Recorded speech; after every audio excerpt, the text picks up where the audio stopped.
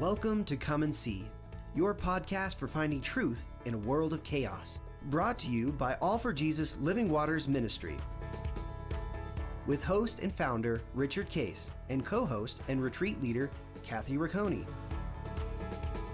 Join us every weekday at this time to discuss news, spend time in the Word, and receive answers to your personal questions about living life in God's truth. And now your host, Richard Case.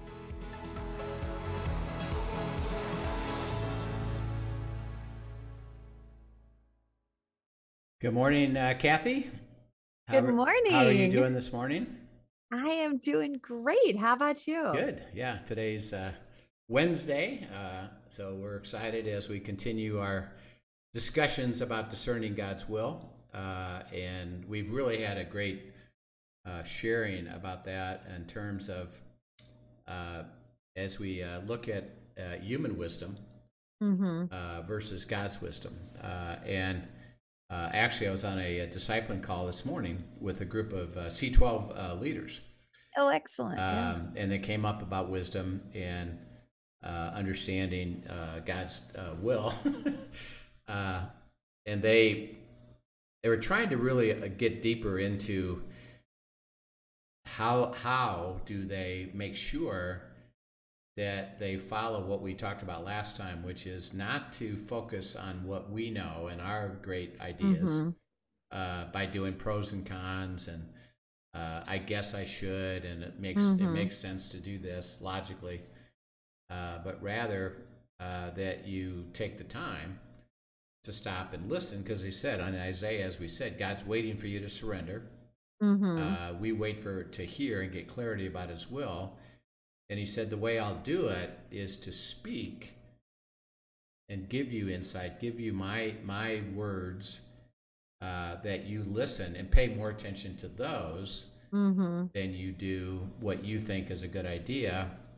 And as they ask about specifics, okay, well, how does that work? We talked about it happens step by step. And it's always based on what do you know now? And what's the truth now, and how do you process that truth now? And I think I use this example of in our company, having God switch attorneys. Yeah, you did share that. And I use that as an example with them, and they said, well, if you had that experience with that attorney, wouldn't the answer automatically be to fire him and get somebody else? And I said, no, not necessarily. It's start with, and this is, to me, this is the beauty and the fun of walking with God, because he's got interesting answers, right? And we get to discover them because he said we'll get to tell them. So that the way we started, like in a situation like that, when we noticed, wait a second, this bill seems too high. And we're not getting anywhere. And again, it's a spiritual insight that God is making. Again, this is what you and I talked about, is checking your spirit. Right. And the checking the spirit, as we looked at that, was just, wait a second, something's not right. I don't think this is right. God, would you show us, what to do now? How do we view this? And with that checking, the first thing we did was we got together, and our leadership group is believers and understand what it means to walk with God and hear God's voice. And so we got together and said, do you see what I'm saying? This isn't right. Yeah, this isn't right. Okay, let's pray about this, and let's see, what do we understand about it? And what came to us is, this guy is milking the hours. Right. And what he's doing to milk the hours is actually to prolong the activity with these state boards so that he could work more hours, ultimately resolve it, but in the meantime tell us, oh yeah, you got a problem, and I got to do all this stuff. And we said, okay, now we see that. Okay, Father, what would you have us say about that? What would you do about that? What do you have to say about that? The answer could have been, well, just get with him, renegotiate the bill, and ask him to be much more faithful in what he's doing. That would have been okay. That would have been an answer. And God said, no, this guy's a bad guy. You got to switch. And by the way, it didn't like, okay, got it. We're going to go fire him, and we'll go. And he said, hold on. You got to do this well. He is involved right now in the middle of a couple of situations. You can't just terminate him because you'll lose the important stuff. So let me help you do it well. So the truth was, okay, there's something not right. As we heard God's will, it's, yes, let me show you what is going on. Now you understand it. Okay, now what? Well, this isn't a good guy. You need to go find somebody else. But let me do it. Let me guide you to it. Don't you go do it on your own. Okay. Go, and he said, go into an ask, seek, and knock mode, which we're going to continue to talk about, and go seek it. So we went and we talked to people. There's people out there that do this work, and we got them on the phone, talked to them, had a conference. At the end of those conferences, our team was, it was okay, but it wasn't great. That guy's not great yet. I don't think that's God's will. God said, yeah, it's not me yet. But you're learning how to ask better questions. Right. And get answers, because this is what I'm teaching you through the ask, seek, and knock mode. Okay. What do we do? To keep looking. And then we got that, that guy that said, hey, by the way, my wife met this guy, and he's evidently working in your field. Call that guy. Okay. And so we called that guy, and then through the process of due diligence, verification, confirmation, reference checking, it turned out to be the right guy. Right. And God said, let me deliver to you my answer, which I already know. And all you got to do is listen. And then see, what we spent more time listening than we did trying to analyze it. Yeah. And what you're saying right there, I think that probably, if I'm not mistaken, I imagine that's the hardest part for particularly that C12 group that you're talking to. When you've got a bunch of type A CEOs, and as a type A person, I can say this without with firsthand knowledge, it's really easy to just want to get something done. Right. It takes real intentionality to step back and actually wait and listen first, rather than just do what you know to do to get results and move on to the next thing. Right. And to take it step by step. And again, the reasons are that God's putting together a timing of it and arranging things. We'll see this in a second, arranging things in order on all sides. And then it keeps us in that relationship, which is his joy. And ours too. And ours too, because and that's how we looked at it as we were looking for this attorney. It's like, well, we know, because God said they already know the answer. We believe it. God, you got to get us to the right person. Let's go. This ought to be fun. This ought to be interesting. And there wasn't any rush. Well, we got to. He said, no, you don't. Relax. Walk with me, understand each step, and you'll get there. I'll get you there at the right time, and you'll find it joyful the whole time.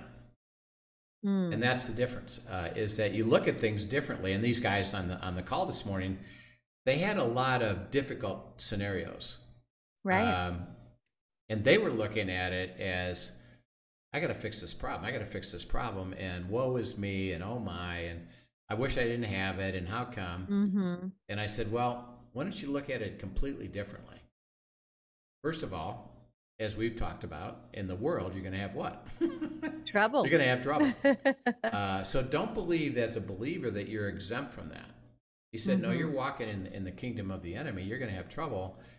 So in that trouble, start identifying, okay, here's the issue. Now start processing it. What I recommend is they put them on a separate page and start with, well, what do we know to be true? Or what's the question we have, like we did with, wait a second, something's not right here. Let's go understand that. What isn't right? And then as we processed it and talked about it, it's like God said, do you see what he's doing? I do. We do. Okay. Based upon that, ask me the next question.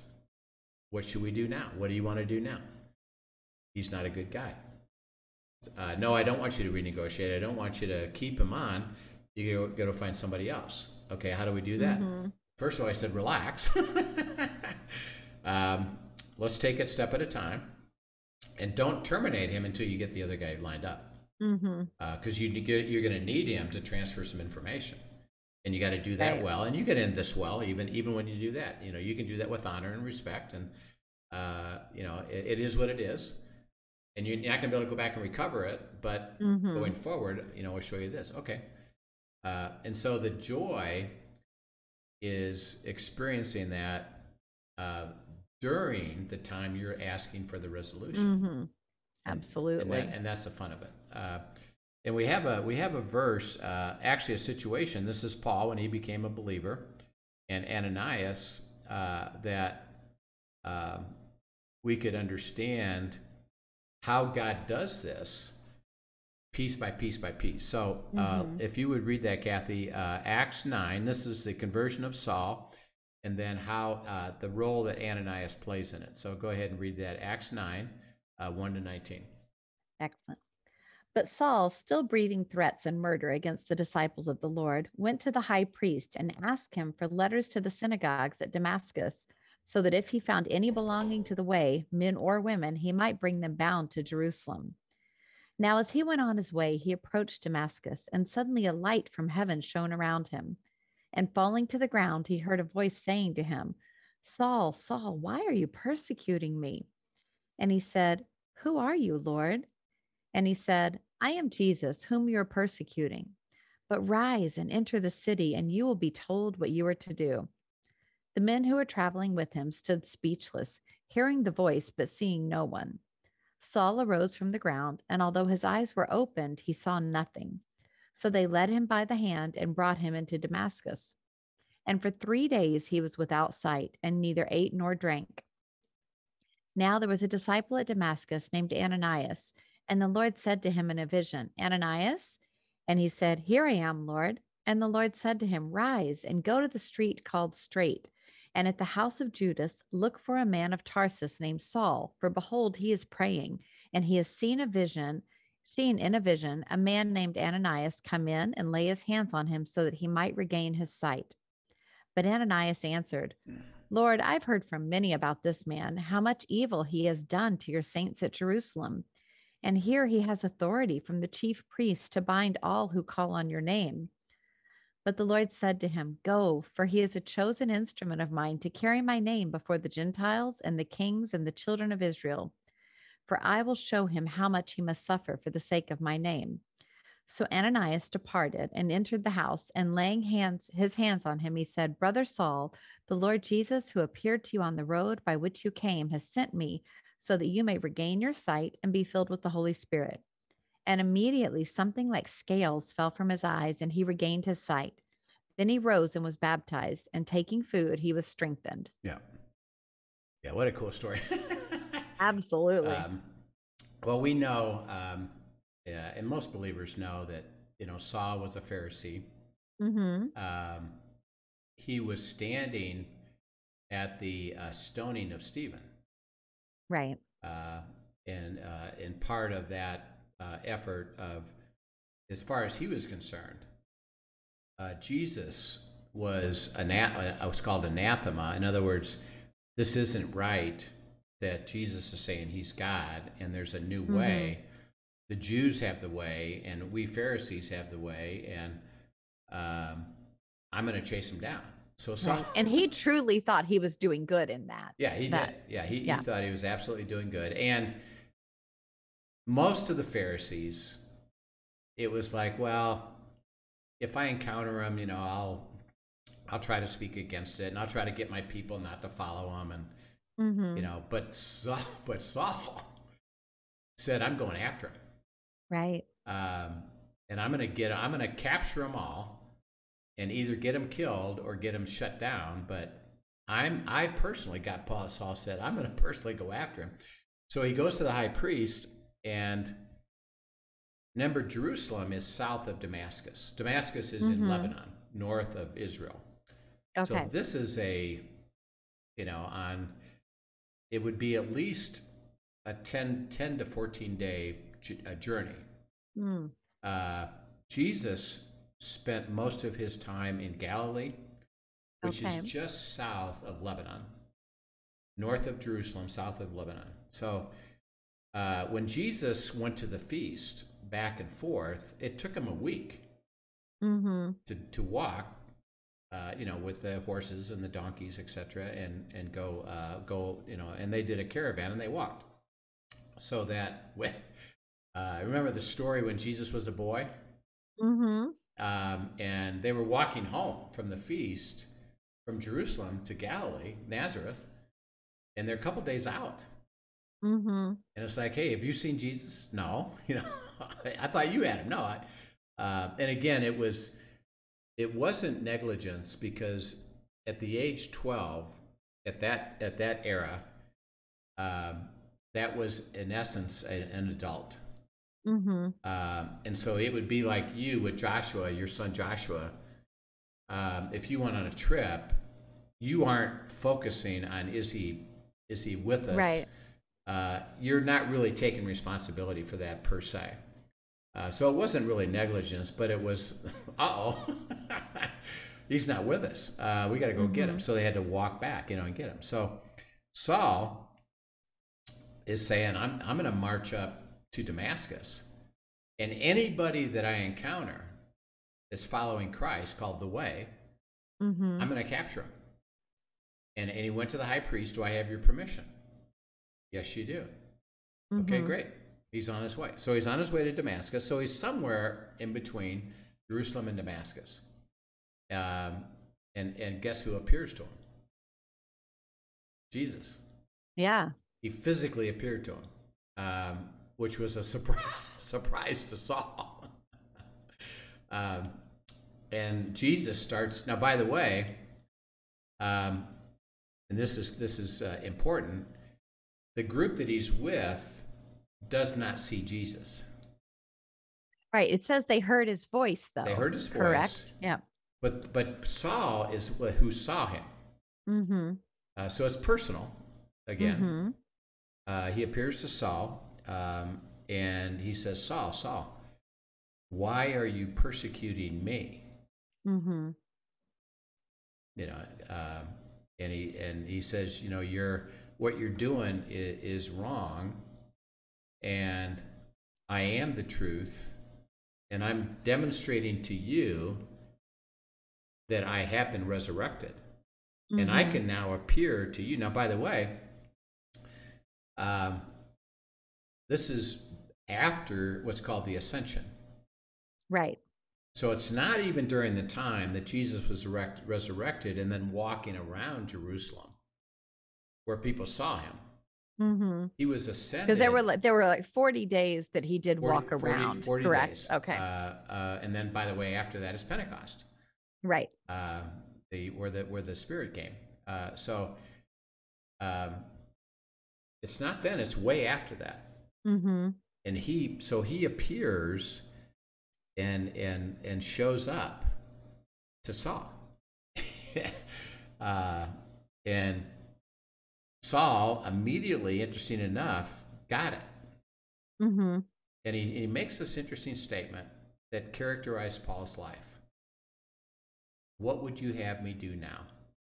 And he makes that statement. Okay, Lord, if this is real and you're who you say you are, what would you have me do?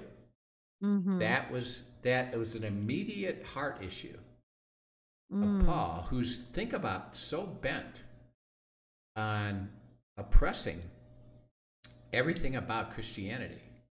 And in one moment, he completely flips and says, and full heart surrender there. What would you have me do? And that became his byline throughout the rest of his life, is Now what?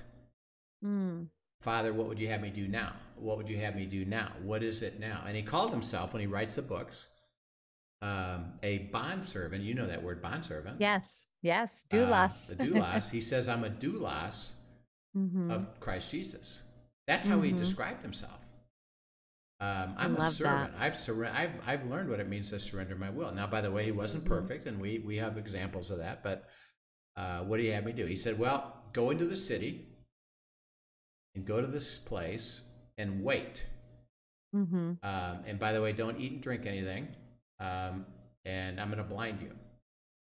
But I'll take care of it later. Somebody's going to come and give you instruction and lay hands on you. Wait for that to happen. Okay. All right. Now, just take that by itself. Saul says to Christ, what is your will? What would you have me do? What's your will? How did Christ answer him? He gave him instruction. What kind of instruction? How detailed were those instructions? Oh, very detailed. He told him where to go, what to do, who to wait for. Yeah. So remember, we're talking about the Spirit guiding us with his answers, which are very, very specific. He didn't say to Saul, well, go in, and I hope it works out for you. Figure it all out. Maybe this will happen. He says, no, you've asked me what you want me to do. I'm telling you what I want you to do. Go to the city, go to this place. You're going to be blinded. Don't eat or drink. Wait for this person to come, and then he'll tell you what to do next, and he'll release you. And Saul says, what? He says, okay. Yeah. Okay. Okay, got it. He's going. So he says, all right, and he goes, and he follows exactly what God says. Now, Saul didn't figure that out on his own. He didn't say, I hope I can maybe decide what to do next, and I hope you bless my plan. He just said, well, what's your plan? Right. And God gave it to him by what? Speaking it to him. That's the only way he could do it. Right.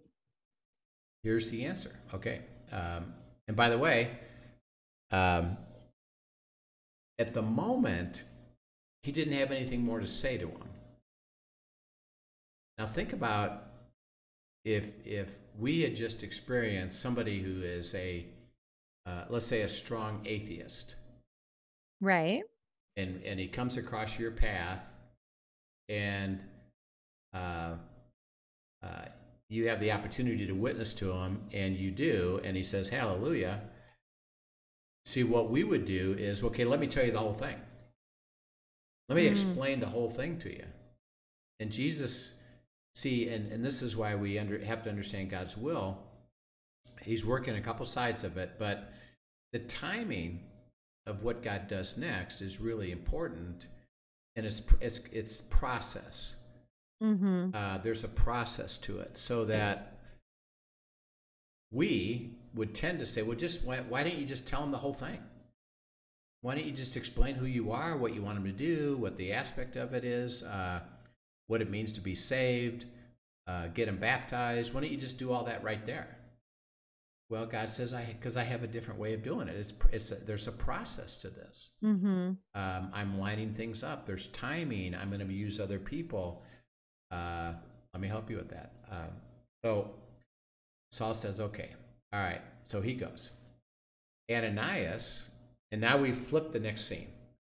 Right. We see Ananias. Ananias is a current disciple, follower of Christ. He's used to hearing the Holy Spirit, the voice of the Holy Spirit. He's abiding. He's learning. He knows what it means to be in the Word. He knows what it means to be directed. He knows what it means for God to give him his will. He's learned this. By the way, how did he learn it? Think about it. Now, he wasn't an original disciple. He came and received Christ through Peter's message at Pentecost. So he was probably one of the 3,000, or came to the groups as the groups developed.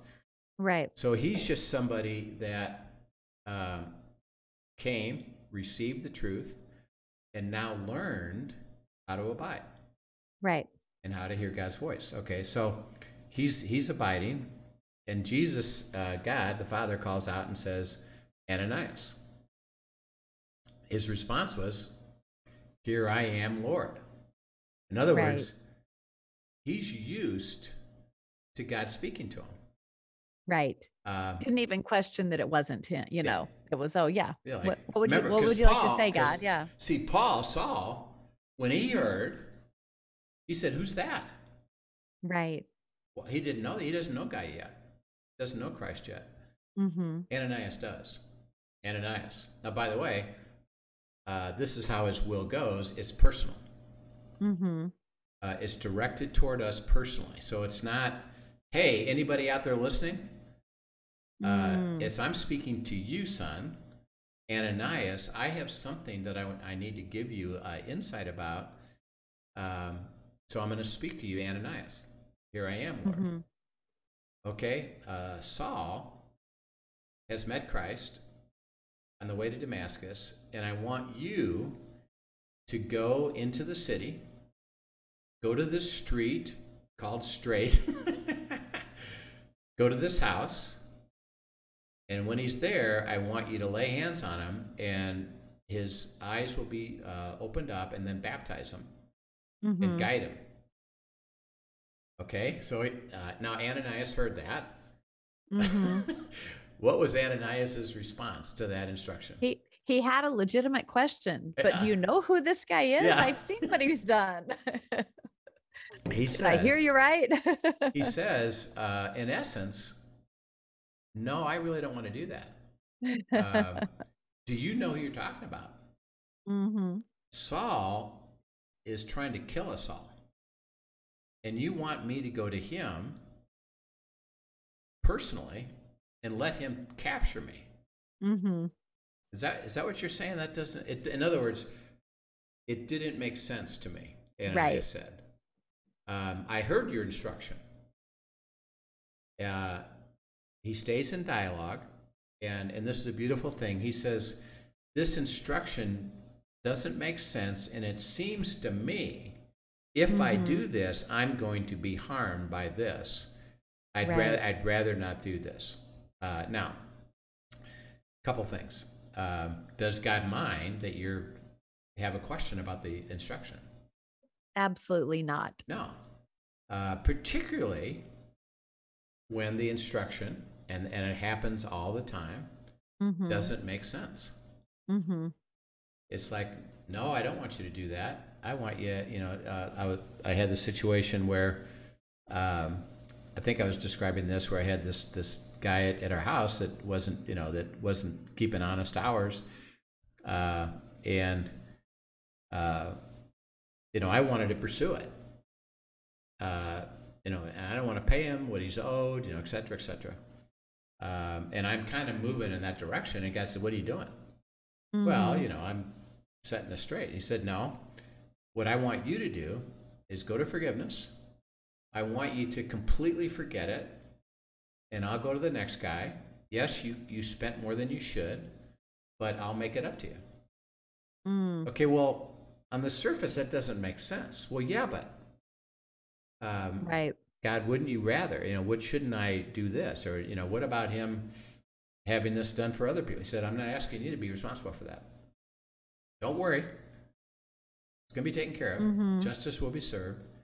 My instruction to you is to do this, this, and this, even though it doesn't make sense to you. And even at that moment, you go into dialogue with God, and he said, well, I welcome that. I'm glad, Ananias, that you challenge this. Let me confirm something for you. I understand what you're saying. Yes, I want you to go. Yes, he's been converted. Yes, and by the way, and this is cool, he told Ananias the first thing that's ever been told. He's going to go to the Gentiles. Well, nobody had heard that before. Ananias was the first one to hear it. Oh, that's so cool, right? I'm gonna give you a little insight here. Don't worry, he's gonna have plenty of hardship that he'll have to deal with. Don't worry about that. Yes, I'm confirming. I understand what your question is. I understand you have an issue. I'm going to confirm to you exactly what I want you to do. And yes, it's me. Yes, I'm confirming it's me. It doesn't make sense, but this is my instruction. Are you willing to go? And I said, okay, I receive it. Thank you for sharing that. Thank you for clarifying that. Yes, I'll go. Okay, he goes. Now, when he goes, and this is really cool, he says to Saul, I understand that you met Christ on the way, and this is what happened, and this is how it went. Okay, now think about that. He knew all about it by the time he got there. Right. So what did Ananias do as he said, okay, I got my instruction? He asked God another question. Could you help me understand exactly what happened? Right. So he clearly stayed in conversation with God over all of it. Yeah. And so now he's on his way. But he said, okay, exactly what did happen? Well, he was on his way to Damascus. Jesus appeared to him. He said, who are you? Here's what happened. Here's how it went. He's by the way, he's blinded. He hasn't eaten. And here's all about it. So legitimately, Ananias said within this instruction, could you help me understand a little bit more about it? Sure. So that, like, an example we gave to the attorney is, okay, something's not right about this. We could have just said, well, just tell us what to do and we'll go do it. We first of all said, could you tell us more about this? What's really going on here? Why is this person doing this? Interesting enough, the money wasn't the biggest issue. The issue was that he wasn't resolving the thing that was going on with the board. By the way, they could have been resolved by a dinner, which is what we wound up doing. So interesting. So could you help us understand that? See, and as you're understanding God's will, just like it happened with Ananias, he went and said, tell me more about this. How did that work? Well, then what had happened? What did Paul do then? What did Saul do then? What is Christ? What's his purpose here? What's he going to do? This is it. And so he goes, fulfills it, and he comes to Saul. Now, God had told Saul, a man by the name of Ananias is coming to see you. Ananias shows up, lays hands on him. He sees the scales fall off his eyes. He sees. You can get up and eat again. Let's go. Let's get going. Okay, now, as we back up a step and look at the whole process, God worked both sides of the deal. Right. He told Saul, Ananias is going to come, you wait. He told Ananias, you go to this place and lay hands on Saul. He needed both parties to do it. Okay, now, when we look at it, we say, well, you could have done it more directly.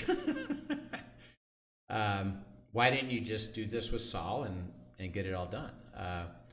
And he said, well, not only did I have a will for Saul, I have a will for Ananias. What do you, as you understand that story, what would you say was one of the most beautiful things that happened for Ananias personally? Ananias got a front row seat to seeing grace distributed so that then he could also replicate that and give grace to others as he grew and learned what that looked like. Right. So that there would be no prejudice. Right. Well, yeah, but that person doesn't deserve it. Or, hey, wait a minute, that person probably, wait a second.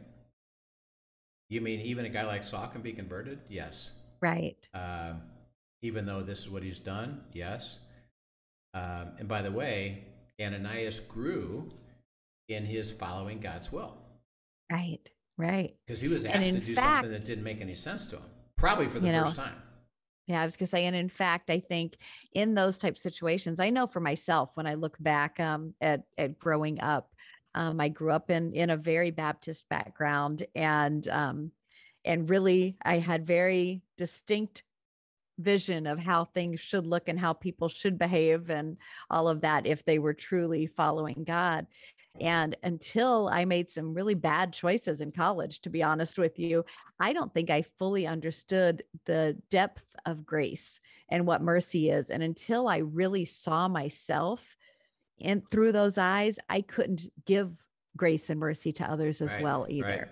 And so I could see Ananias being in that same place, really God just deepening that relationship with him and letting him see more clearly who he is, even so that he could then be a minister of grace and mercy. Right. And so he deepened in his understanding of following God's will, of hearing from God, listening. It's very detailed. Yes, this is what I want you to do. This is what's going to happen. Even though it doesn't make sense to you, and it's okay that you're processing that with me. But this is my will, and I want you to follow it. There's a purpose to it. Because by the way, because he worked both sides of the deal, I need you, Ananias, to fill your side of it. Right. And that's what we got to look at, is that God's will, we tend to think of it, well, it's just about me. He said, well, actually, Ananias, this isn't about you at all, but I need you to fulfill it as your piece of the puzzle, and I'm doing something in your life at the same time. And so we do. Okay, so then he does. Saul then has his eyes,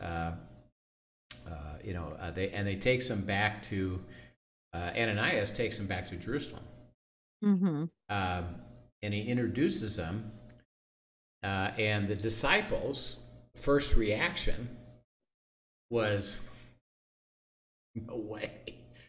No way are we going to accept this guy into our community.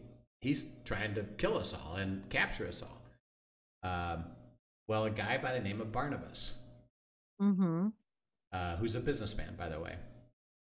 God says to Barnabas, go make friends with Saul, go spend time with Saul, and learn all about it, because I need you to help the disciples understand what happened. Okay. So Barnabas goes and visits with Saul. And we read that Barnabas took Saul to the disciples, and Barnabas was the spokesman. Yeah, he really vouched for him, essentially, right? And says, God has. This is what happened. This is what God said. This is where he's at. He's a believer now, and here's all the things that have happened. Here's how it worked, and yes, we are to receive him. Okay, now again, how did that happen? God spoke it to him. God spoke it to Barnabas, and Barnabas went and spent time with Saul. Hey, what happened?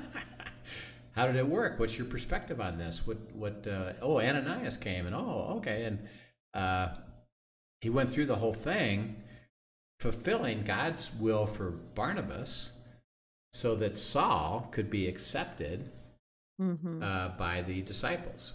And it's interesting.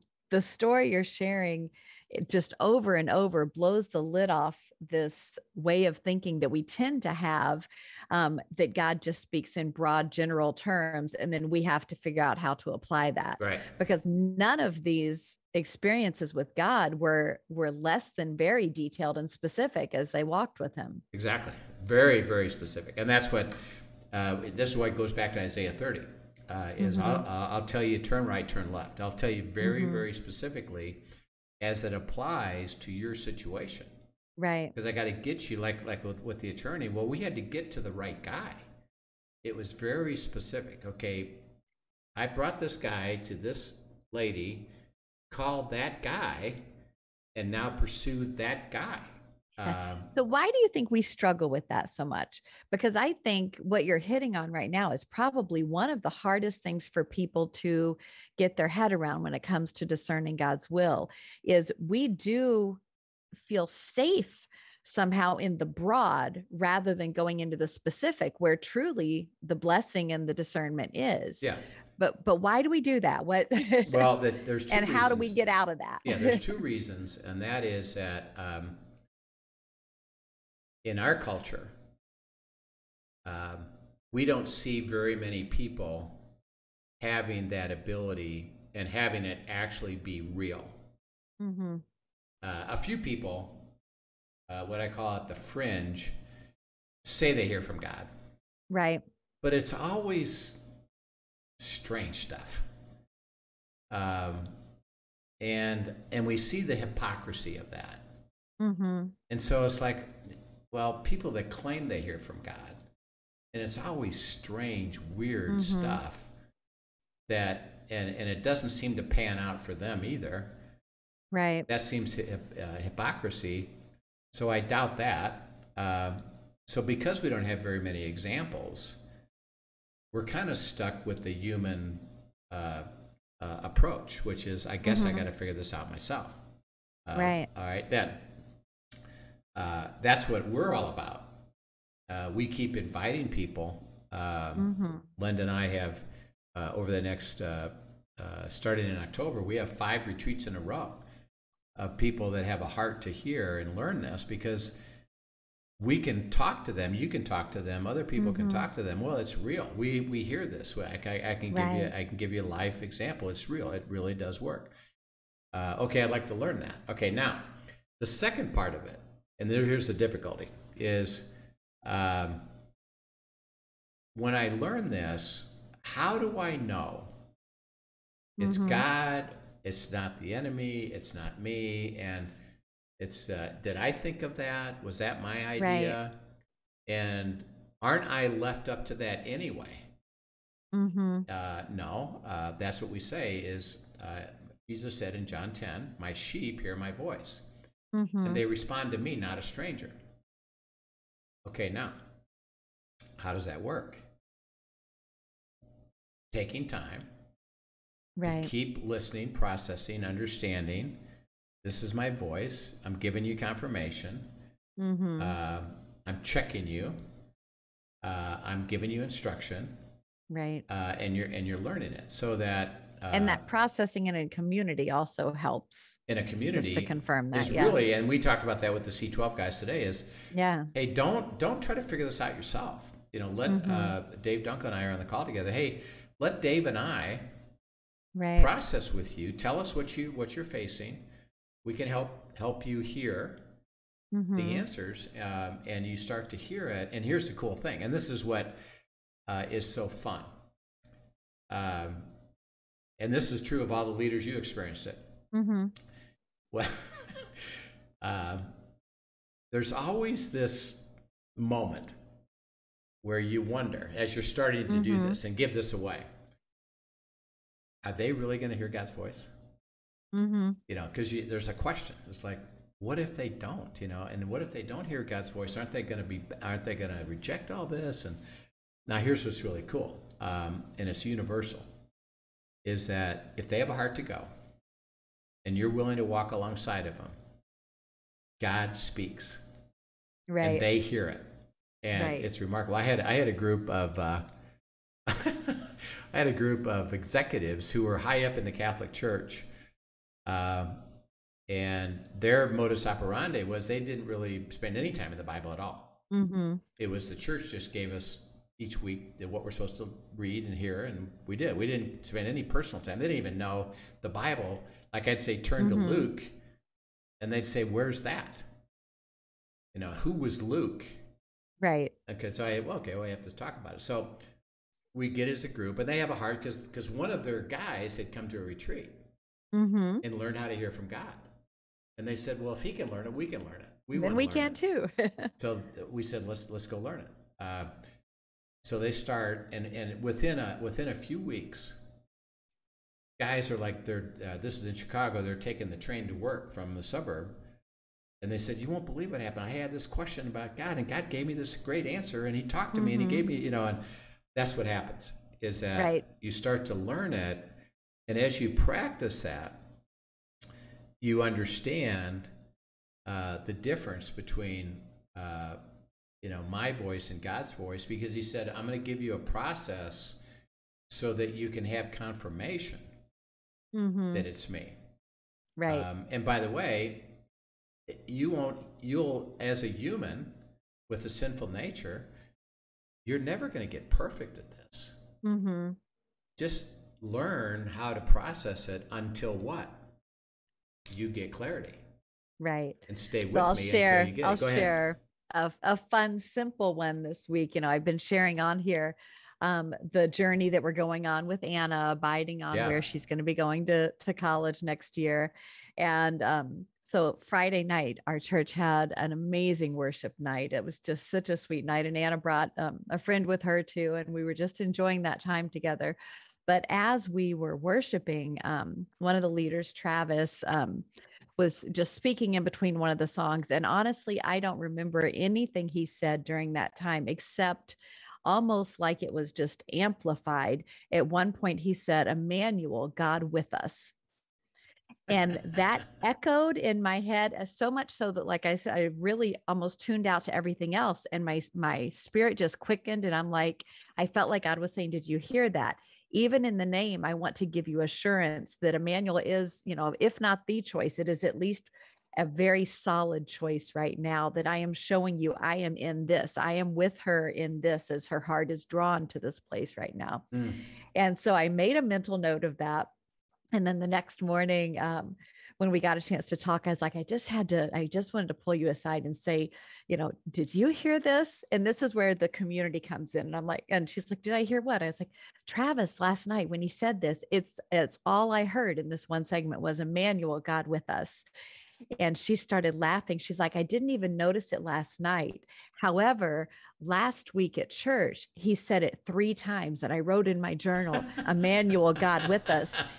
And then she wrote, is this you confirming, or am I putting highlight to this? So then the fact that the very next week God highlighted me, had me speak it to her, was confirmation. That was answering her question. Yeah. And so that's a simple way, but that community, it's so important. And she had not even shared that with me the week before, because she was still questioning if that was really, she's like, did I really hear that? Or am I just, right, whatever. So it was cool just to see him flesh that out, one more step along the process. Yeah. And so if you look at the story of Ananias and Saul, I'm confirming it to Saul, I'm confirming it to Ananias, I'm confirming it to Barnabas, I'm confirming it to the disciples. Yes, that's me. Yes, this is true. Yes, I'm building that confidence. And see, they didn't worry about, are we getting it right? Are we getting it right? Are we getting it right? Right. It was just, we trust we're going to get God's answer, and God works all sides of the deal to get us the answer, and you can trust it. Yes. And you begin to realize, oh, okay, I see that now, and I get confirmation. So that, by the way, with Saul, the Jews found out about him converting. So they want to capture him.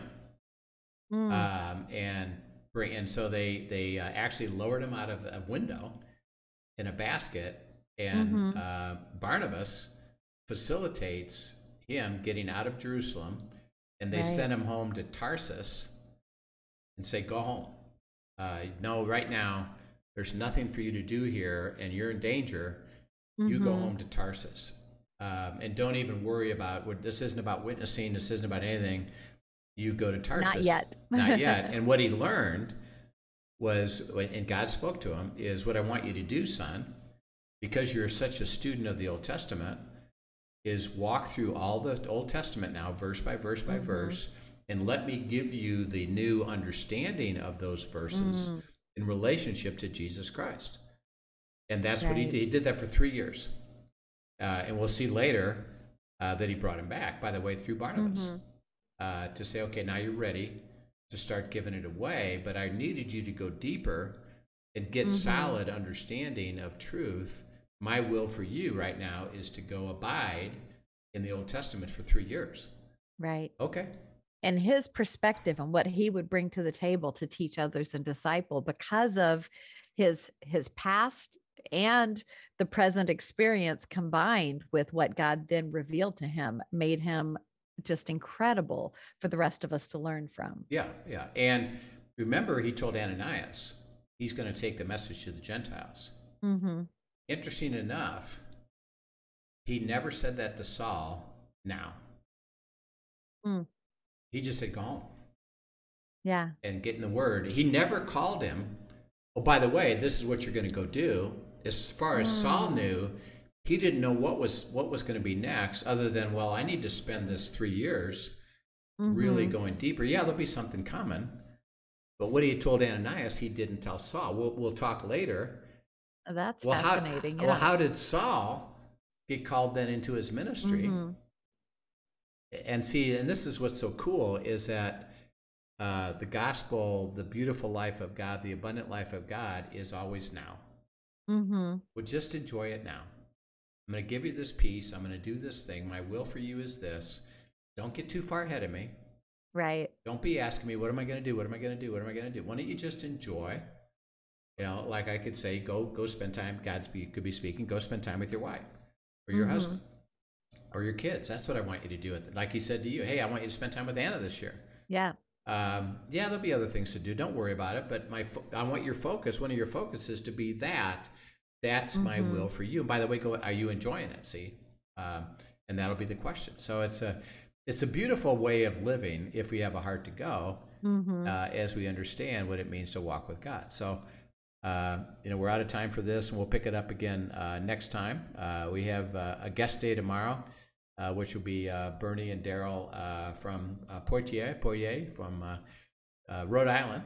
They're Rhode Islanders. They're Rhode Islanders. It'll be fun, and then we'll have good times. We'll have end times Friday.